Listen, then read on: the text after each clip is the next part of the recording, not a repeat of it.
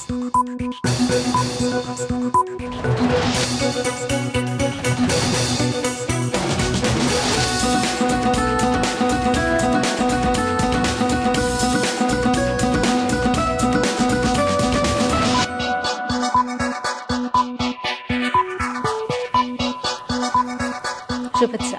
সবাইকে স্বাগত সন্ধ্যার মাছরাঙা সংবাদে আপনাদের সঙ্গে আছি কাজী রওশনারা সাকি। শুরুতেই গার্ডিয়ান লাইফ ইন্স্যুরেন্স সংবাদ শিরোনাম। আত্মসম্মান বিক্রি করে নয়, জনগণের টাকায় পদ্মা সেতু নির্মাণ করে দেশের মর্যাদা প্রতিষ্ঠা করা হয়েছে বলেছেন প্রধানমন্ত্রী শেখ হাসিনা। মাওয়ায় পদ্মা সেতু প্রকল্পের সমাপনী অনুষ্ঠানে তিনি আরও বলেন, সেতু নির্মাণে অর্থায়নে তাকে দেশি বিদেশি নানা প্রতিবন্ধকতা পাড়ি দিতে হয়েছে। জানান, যত বাধাই আসুক দেশ এগিয়ে যাবে। পদ্মা সেতু নির্মাণে জড়িত সবার প্রতি কৃতজ্ঞতা জানান প্রধানমন্ত্রী। চরম গ্যাস সংকট দেখা দিয়েছে সারা দেশের রিফুয়েলিং স্টেশনগুলোতে। মাসখানেক ধরে চলছে পরিস্থিতি। ঘণ্টার পর ঘণ্টা অপেক্ষা করেও চাহিদা অনুযায়ী মিলছে না গ্যাস। চরম বিড়ম্বনায় পড়েছেন গ্রাহকরা। স্টেশন সংশ্লিষ্টরা জানান, গ্যাসের চাপ কম থাকায় তাদেরও আর্থিক ক্ষতি হচ্ছে। শিগগিরই পরিস্থিতি স্বাভাবিক হবে জানিয়েছেন বিদ্যুৎ প্রতিমন্ত্রী। দেশের পূর্বাঞ্চলে সার্বিক বন্যা পরিস্থিতির কিছুটা উন্নতি হলেও উত্তরাঞ্চলে অবনতি হয়েছে। ব্রহ্মপুত্র, যমুনা ও পদ্মার পানি বাড়তে থাকায় নতুন করে প্লাবিত হয়েছে গাইবান্ধা, সিরাজগঞ্জ, রাজবাড়ী ও জামালপুরের বিস্তীর্ণ এলাকা। পানি ওঠায় অনেক স্কুল বন্ধ, পানিবন্দী লাখো মানুষ। দুর্গত এলাকায় খোলা হয়েছে আশ্রয় কেন্দ্র। এবারে বিস্তারিত সংবাদ। মানুষের আত্মসম্মান বিক্রি করে নয়, বরং জনগণের টাকায় পদ্মা সেতু নির্মাণ করে দেশের মর্যাদা প্রতিষ্ঠা করা হয়েছে বলেছেন প্রধানমন্ত্রী শেখ হাসিনা। পদ্মা বহুমুখী সেতু প্রকল্পের সমাপনী উপলক্ষে বিকেলে মুন্সিগঞ্জের মাওয়া প্রান্তে সুধী সমাবেশে একথা বলেন তিনি। আরও জানাচ্ছেন আনোয়ার হোসেন, ক্যামেরায় ছিলেন সৈয়দ মোয়াজ্জেম হোসেন। সোয়া ৬ কিলোমিটারের এই সেতু শুধু পদ্মার দুই পার্কেই এক করেনি, সম্ভাবনার নতুন দুয়ার খুলেছে দক্ষিণ পশ্চিমাঞ্চলের ২১ জেলায়। বড় পরিবর্তন এনেছে মানুষের যাতায়াত আর পণ্য পরিবহনে। সেতু নির্মাণে প্রকল্পের সময়কাল ধরা হয়েছিল ২০১৪ সালের নভেম্বর থেকে ২০১৮ সালের ডিসেম্বর পর্যন্ত। কিন্তু প্রচণ্ড স্রোত আর ভাঙনপ্রবণ পদ্মার পরিবেশগত প্রতিকূলতা মোকাবিলা করে সেতুর মূল কাজ শেষ হতে সময় লাগে ২০২২ সালের জুন পর্যন্ত। ওই মাসের ২৫ তারিখ প্রধানমন্ত্রী সেতুটির উদ্বোধন করেন। তবে বাকি ছিল নদী শাসন সহ আরও কিছু কাজ, যে কারণে সেসব সম্পন্ন করে ৯.৫ বছর সময় নিয়ে প্রকল্পটির মেয়াদ সমাপ্ত হয় গত মাসের ৩০ তারিখ। বিকেলে মুন্সিগঞ্জের মাওয়া প্রান্তে গর্বের পদ্মা বহুমুখী সেতু প্রকল্পের সমাপনী উপলক্ষে সুধী সমাবেশের আয়োজন করে সেতু বিভাগ। যোগ দেন প্রধানমন্ত্রী শেখ হাসিনা। ডক্টর মোহাম্মদ ইউনূসের গ্রামীণ ব্যাংকের এমডি পদ না দেয়া, সেই কারণে হিলারি ক্লিন্টনের বিশ্ব ব্যাংকে সেতুতে অর্থায়নে নিষেধ করা, দুর্নীতির মিথ্যা অভিযোগ, এসব কারণে পদ্মা সেতু নির্মাণে নানা প্রতিবন্ধকতার দিক তুলে ধরেন প্রধানমন্ত্রী। নিজের আত্মসম্মান বিক্রি করে, দেশের মানুষের আত্মসম্মান বিক্রি করে তাদের শর্ত নিয়ে আমাকে টাকা দিতে হবে নাকি? বলে আপনি ইলেকশনে আমরা জিতলাম না, আসলাম না, কিছু আসা যায় না, গ্যাস বিক্রি করিনি, আসিনি, আবার কি আসা যায়? ঠিক সেভাবে আমি করবো না। ওনারা বেশ নাকশ হয়ে চলে গেলেন। আমরা যদি বলে দেন যে ওদের টাকা দিয়ে পদ্মা সেতু হবে না, পদ্মা সেতু হবে বাংলাদেশের জনগণের টাকা, আমরা টাকা দিয়ে পদ্মা সেতু করবো। বলে কখন করবেন? আমরা যখন পারবো তখন করব, এবং আমি এটা করবই। আমি আল্লাহ রাব্বুল আলামিনের কাছে সত্যি কৃতজ্ঞ, আর কৃতজ্ঞ আমার দেশবাসীর কাছে। যখন সবাই না করছে, আমি যখন বলছি আমি করব, আজকে যে করতে পেরেছি, আজকে যে পদ্মা সেতু শেষ করতে পেরেছি আমরা, আর যা আমার দক্ষিণ অঞ্চলের মানুষের আর্থসামাজিক উন্নয়নে দারুণ উন্মোচিত হয়েছে। প্রধানমন্ত্রী প্রকল্প সংশ্লিষ্ট ও সেই সাথে সেতু নির্মাণে যাদের জমি অধিগ্রহণ হয়েছে তাদের প্রতি কৃতজ্ঞতা জানান। টাকার অঙ্ক দিয়ে এটা বিচার করব না, কারণ এই সেতু আমাদের গর্বের সেতু। এটা টাকার অঙ্ক দিয়ে বিচার করার নয়। এই একটা সিদ্ধান্ত, আমি শুধু এটুকু বলতে চাই যে একটা সিদ্ধান্ত বাংলাদেশকে অন্তত সেই মর্যাদা দিয়েছে যে আগে যারা কথায় কথায় আমাদের উপর খবরদারি করত, আর ভাবখানা ছিল যে এরা ছাড়া বাংলাদেশ চলতেই পারবে না, সেই মানসিকতাটা বদলে গেছে। গত 2 বছরে পদ্মা সেতু দিয়ে 1,27,00,000 যানবাহন চলাচল করেছে।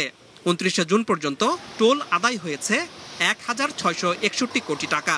সেতু নির্মাণে সরকারের অর্থ বিভাগ থেকে নেয়া ঋণের প্রায় 1,263 কোটি টাকা পরিশোধ করেছে সেতু বিভাগ। একটি স্বপ্ন নির্মাণের আনুষ্ঠানিক সমাপ্তি ঘটল আজ।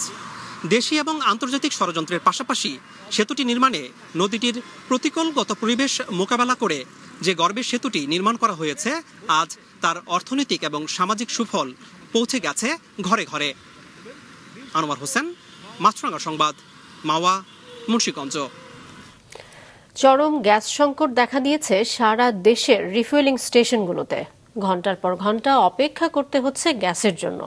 রিপোর্ট করছেন জাহিদ সেলিম। সিএনজি স্টেশনগুলোতে গাড়ির দীর্ঘ সারি, সবার অপেক্ষা গ্যাসের জন্য। মাসখানেক ধরে চলছে এমন পরিস্থিতি। দীর্ঘ সময় অপেক্ষা করেও মিলছে না প্রয়োজনীয় গ্যাস।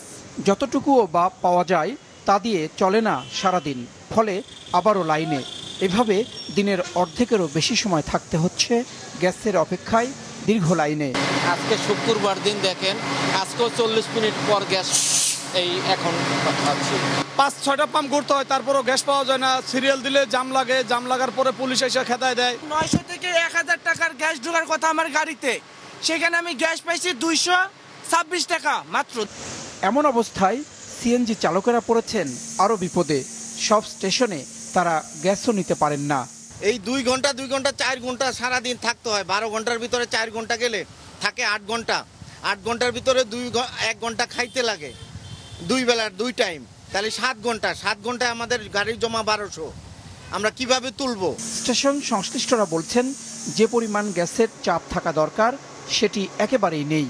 ফলে গ্রাহকদের পাশাপাশি দুর্ভোগ পোহাতে হচ্ছে তাদেরও। একই সাথে আর্থিক ক্ষতির মধ্যে পড়ছেন তারা। চাপ স্বল্পতা এতই প্রকট হয়েছে যে যেখানে আমরা 15 PSI প্রেসারে আমাদের গ্যাস পাওয়ার কথা, সেখানে আমরা পাচ্ছি 1-2 PSI।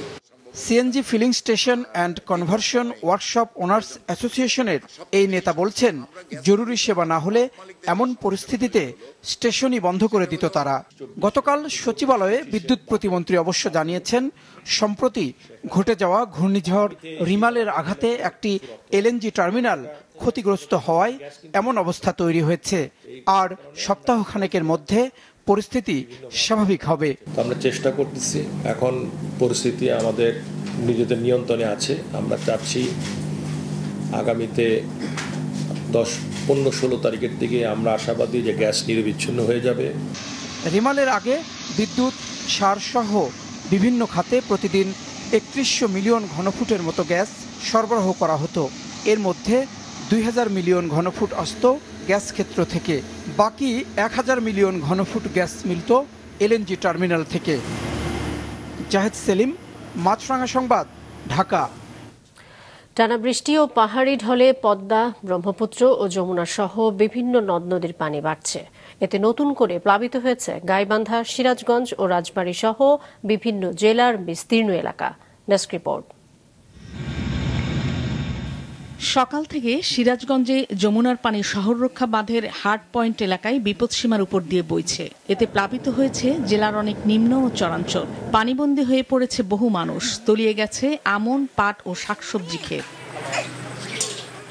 এদিকে পানি বাড়ায় যমুনার ভাঙনে প্রতিদিন বসতভিটা হারাচ্ছেন সদর উপজেলার কাওয়াকোলা, কাজীপুরের খাস রাজবাড়ী এবং শাহজাদপুরের জালালপুর ও পাঁচিলের অনেক মানুষ। কামাই কাজি করা কষ্ট, গরু ছাগল পালা কষ্ট, বাজারঘাট করা কষ্ট। কুড়িগ্রামের ব্রহ্মপুত্রের পানি হাতিয়া, নুনখাওয়া ও চিলমারি পয়েন্টে বিপদসীমার উপর দিয়ে বইছে। 6 উপজেলার প্রায় 1 লাখ মানুষ পানিবন্দী। বন্যার কারণে 37টি সরকারি প্রাথমিক বিদ্যালয়ের পাঠদান কার্যক্রম বন্ধ রয়েছে। নতুন করে তলিয়ে গেছে 2300 হেক্টর ফসলি জমি। আজ 3 দিন থেকে খাওয়া দাওয়া নাই, বাচ্চা কাচ্চা নিয়ে খুবই কষ্টে। চুলাটা ভিজে গেছে, অসুবিধা হয়েছে, সেই জন্য রান্নাবান্না করা পড়ে। গাইবান্ধার যমুনা, ব্রহ্মপুত্র ও ঘাগর নদীর পানি বিপদসীমার উপর দিয়ে বইছে। নতুন করে প্লাবিত হয়েছে জেলা সদর, সুন্দরগঞ্জ, ফুলছড়ি ও সাঘাটার 31টি ইউনিয়নের বিস্তীর্ণ এলাকা। স্কুলগুলোতে পানি ওঠায় বন্ধ ঘোষণা করা হয়েছে পাঠদান। দুর্গত এলাকায় খোলা হয়েছে 181টি আশ্রয় কেন্দ্র। আমাদের এলাকা আর 2 দিন যদি পানি বাড়ে ঘর দরজার কিচ্ছু পাওয়া নাই, সব শেষ হয়ে যাবো। রাজবাড়ীতে পদ্মার পানি বাড়ায় আশেপাশের নিম্নাঞ্চলের বাড়িঘর, ফসলি জমি ও রাস্তা পানিতে ডুবে গেছে। দেখা দিয়েছে গোখাদ্যের সংকট। গেল 3 দিন পানি কমার পর ফের বেড়েছে সুরমার পানি। এতে দুর্ভোগ কাটছে না সুনামগঞ্জের জামালগঞ্জ, তাহিরপুর, শান্তিগঞ্জ, জগন্নাথপুর ও ধর্মপাশা উপজেলার কয়েক হাজার মানুষের। বাচ্চা কাচ্চা নিয়ে খুব কষ্টে আছে, এখন অন্যের বাসায় আছে। ঘরের মধ্যে পানি, দোকানের মধ্যে পানি, আমরা করতে কি বাড়িতে পারি না। এই যে বাজারে আইসি, বাজার থেকে যদি আমরা নৌকা চালা যাওয়ার কোনো ব্যবস্থা নাই। জামালপুরে যমুনা ও ব্রহ্মপুত্র সহ সব নদ নদীর পানি বেড়েই চলছে। প্লাবিত হচ্ছে নতুন নতুন এলাকা। এরই মধ্যে নদী তীরের ফসলি জমি, বাড়িঘর, পুকুর, রাস্তাঘাট তলিয়ে গেছে। পানিবন্দী হয়ে পড়েছে প্রায় 40,000 মানুষ। মাছরাঙা নিউজ ডেস্ক। অভিযানের পর বাজারে ডিমের দাম কিছুটা কমেছে। ফার্মের মুরগির ডিম প্রতি ডজন বিক্রি হচ্ছে 130 থেকে 135 টাকায়। তবে ঊর্ধ্বমুখী মাছ ও সবজির বাজার নাগালের বাইরে। কাঁচা মরিচের দাম আরো জানাচ্ছেন মাসেক রাহাত। স্বস্তি নেই বাজারে, যেন আটকে গেছে দুষ্ট চক্রে। কোনো একটি পণ্যের দাম অস্বাভাবিকভাবে বাড়লে বাজারে শুরু হয় অভিযান, কিছুটা কমে দাম। অন্যদিকে বাড়ে নতুন নতুন পণ্যের দাম। যেমন ডিমের দাম বেড়ে যাওয়ার পর অভিযানে কিছুটা কমেছে, তবে বাজারে সব ধরনের মাছের দাম কেজিতে 100 থেকে 200 টাকা বেড়ে গেছে। গত সপ্তাহে চেয়ে এই সপ্তাহে অভিযানের কারণে ডিমের দাম 15 টাকা কমেছে। এতে আমরা একটু স্বস্তি ভোগ করছি। আর আগামীতে যাতে আমরা প্রতিদিন এইভাবে অভিযান যদি চলে তাহলে বাজার নিয়ন্ত্রণ আসবে। ঈদ ভাঙার শেষে, ঈদের পর থেকে দরে ডিমের বাজার অনেক চড়া ছিল।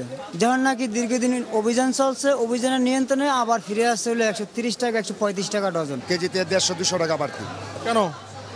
মাছ খুব কম পাওয়া যায়, নদীতে খুব কম মাছ। এটা তো আসলে বাজারের যারা বিক্রেতা, যারা ওদেরকে সাপ্লাই করে তাদের একটা সিন্ডিকেট, এছাড়া আর কিছু না আমার মনে হচ্ছে। ডিমের দাম বৃদ্ধির আলোচনার মধ্যে বাড়তে বাড়তে 300 টাকায় পৌঁছেছে কাঁচা মরিচের দাম। এক সপ্তাহের ব্যবধানে কেজিতে পেঁয়াজ ও আদার দামও বেড়েছে 10 থেকে 20 টাকা। দাম বেশি আমরা কিভাবে বলবো? বৃষ্টি বাদলের জন্য খেতে নামতে পারে না, মরিচ উৎপাদন কম হয়, আমরা কিনতে পারি না, আমরা হিমশিম খেয়ে যাচ্ছি। আমাদের ইনকামের তুলনায় নিত্য প্রয়োজনীয় এগুলো বাজারের দাম অনেক বৃদ্ধি। ঈদের পর নতুন করে আর বাড়েনি মুদি পণ্যের দাম, কিছুটা কমতির দিকে মুরগির দামও। ব্রয়লার মুরগি 160, সোনালী মুরগি 280। আমরা যে স্যালারি পাই এই স্যালারিতে মাছ মাংস তো দূরের কথা, ব্রয়লার মুরগিটা একটু দাম কমছে। কাঁচা বাজারের দোকানগুলোতে প্রতিদিনের পণ্যের হালনাগাদ দাম ঝুলিয়ে রাখার যে নিয়ম রয়েছে তা অধিকাংশ জায়গায় মানা হচ্ছে না। মাসুরেক রাহাত, মাছরাঙা সংবাদ, ঢাকা।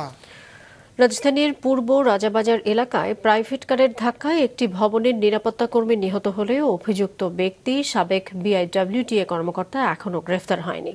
পুলিশ বলছে এটি হত্যাকাণ্ড কিনা তা খতিয়ে দেখা হচ্ছে। মাহমুদুল হাসানের রিপোর্ট। বিআইডব্লিউটিএর সাবেক কর্মকর্তা মফিদুল ইসলাম প্রায়ই গ্যারেজের ভেতর গাড়ি পার্ক বা সাইড করে রাখতেন। বৃহস্পতিবার অফিসে যাওয়ার আগে আনুমানিক সকাল 8টার দিকে চালকের কাছ থেকে গাড়ির চাবি নিয়ে নিজেই ড্রাইভিং সিটে বসেন। গাড়িও কোনো সময় ঠিক মতো চালায় না আর কি, এমনি একটু ব্যাকপ্যাক দেয়, সাইডের মাইডে নেয়, এতটুকুই, কিন্তু বাইরে কোনো সময় গাড়ি নিয়ে যায় না। সিসি ক্যামেরার 17 সেকেন্ডের ভিডিও ফুটেজে দেখা যায় ভবনের নিরাপত্তা প্রহরী ফজলুল হক প্রধান ফটকের ভেতরে অন্যদের সহায়তা করছেন। একটু পরে ক্লিনারকে ভেতরে ঢুকিয়ে পানীয় পান করেন প্রহরী ফজলুল।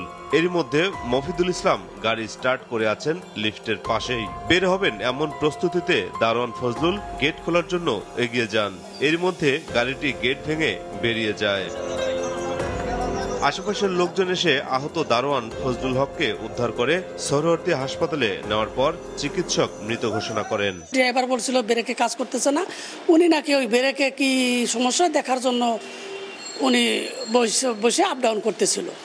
এখন ওই আপ ডাউন করতে করতে উনি ভুল ধারণা করে যাচ্ছে, উনি ভুলে মনে হয় ওই ব্রেকে চাপ না দিয়ে অ্যাক্সিলারের চাপ দিয়ে উনি কন্ট্রোল না করতে পারে গাড়ি ছুটছে আর উনি ঠেকাইতে পারে নাই। ড্রাইভার ছিল, ড্রাইভার গাড়ি যখন অ্যাক্সিডেন্ট হলো না, ড্রাইভার পিছে পিছে দৌড়াই গেছে। ভিডিওটা আপনি দেখছিলেন কিনা? হ্যাঁ ভিডিওটা দেখছি। ওই ড্রাইভার যে পিছে পিছে দৌড়াই গেছে না, ওইটাই তার ড্রাইভার ছিল। আমি গেঞ্জি গুঞ্জি খুলে কইলো কাদের আমার মাথা ব্যথা করতেছে, উনিও খুব একটা টেনশনের মধ্যে আছে। উনি তখন আমাদের সামনে দাঁড়ানো। না না, উনির তেমন কিছু উনি করলো আমার বুকে চাপ লাগছে, ব্যথা করে। পরে উনি গাড়িতে বাইরে গেল, বাইরে আমরা ধরলাম।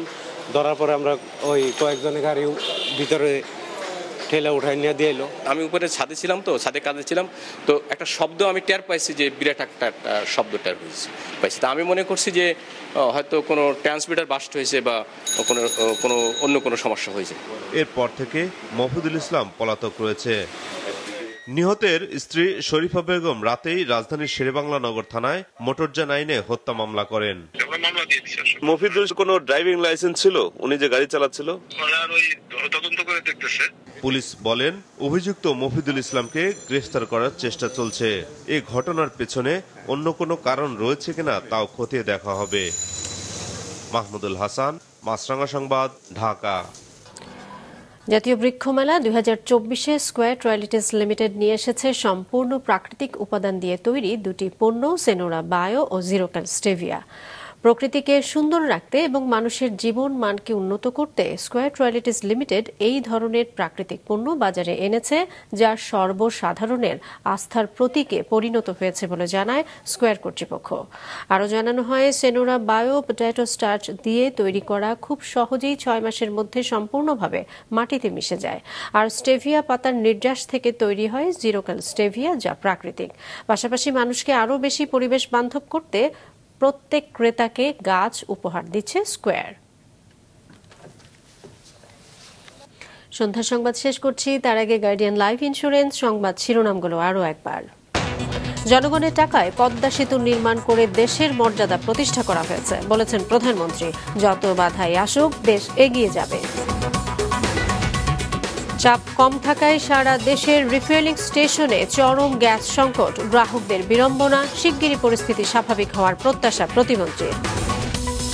দেশের পূর্বাঞ্চলে সার্বিক বন্যা পরিস্থিতির কিছুটা উন্নতি হলেও উত্তরাঞ্চলে অবনতি, পানিবন্দী লাখো মানুষ, খোলা হয়েছে আশ্রয় কেন্দ্র। এই ছিল সন্ধ্যার সংবাদে। ফেসবুকে আপডেট পেতে ভিজিট করুন মাছরাঙা টেলিভিশনের পেজে। ইউটিউব চ্যানেলেও দেখতে পারেন আমাদের সংবাদ, প্রতিবেদন এবং অনুষ্ঠান। এতক্ষণ সঙ্গে থাকার জন্য ধন্যবাদ জানিয়ে কাজী রওশনারা সাকি শেষ করছি সন্ধ্যার মাছরাঙা সংবাদ। এই দিন এইভাবে।